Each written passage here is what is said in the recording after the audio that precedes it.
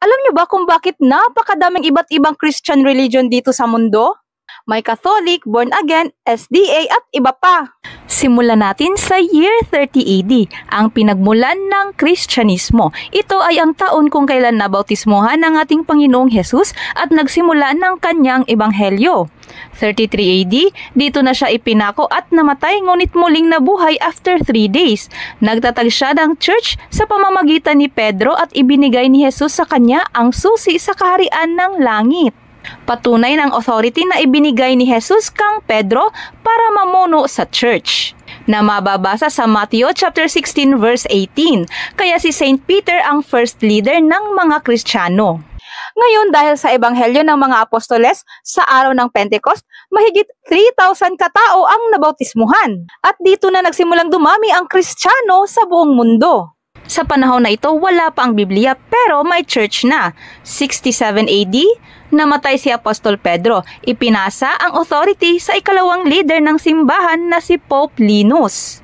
76 AD, nang pumanaw naman si Pope Linus, around 76 AD na ipasa sa ikatlong Pope ang leadership na si Pope Anacletus, so on and so forth hanggang dumating ang 382 AD.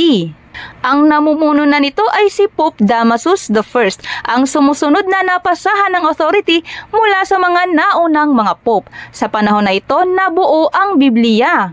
Inipon ang lahat ng kopya ng kasulatan ng Old Testaments at mga New Testaments at dito nagdesisyon ang Council sa tulong ng Espiritu Santo kung ano ang inspired books. At kinumpal ng Catholic Church hanggang sa ito ay nabuo at tinawag nilang Biblia. Ang inspired books na napagdesisyon na ng simbahan sa tulong ng Espiritu Santo ay may total na 73 books. At itong 73 books na inspired by God ay ang official na ginagamit ng simbahan worldwide. Ngayon, lumipas ang isang millennium, approximately 1,200 years mula nang nabuo ang Biblia. Dito nagsimula ang pagsibol ng mga Protestante dahil kay Martin Luther. Si Martin Luther ay isang German Catholic priest na nagprotesta sa simbahan dahil sa ilang tao na may mga maling gawain sa loob ng simbahan. Pero imbis na ayusin niya ang kanyang reklamo sa loob, humiwalay siya sa simbahan na itinatag ng ating Panginoong Hesukristo. Itinakwil din niya ang otoridad ng Pope at ang ilang turo ng simbahan.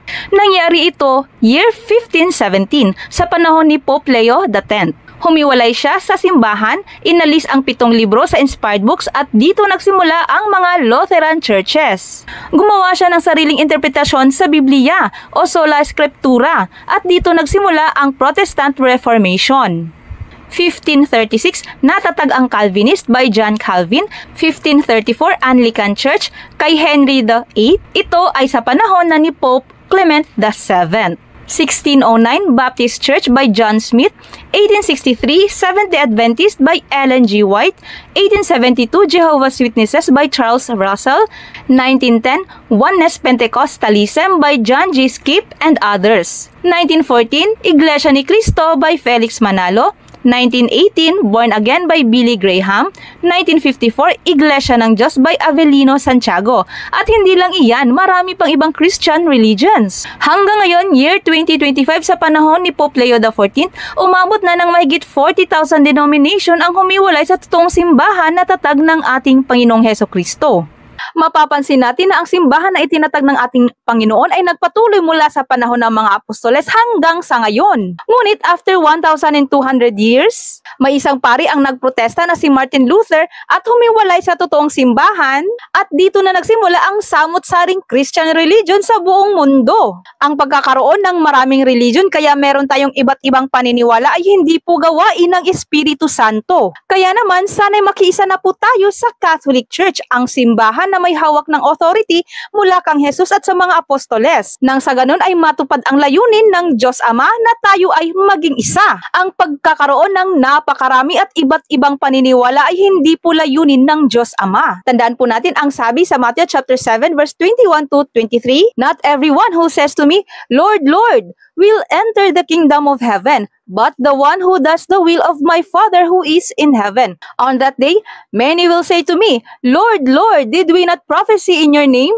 and cast out demons in your name, and do many mighty works in your name?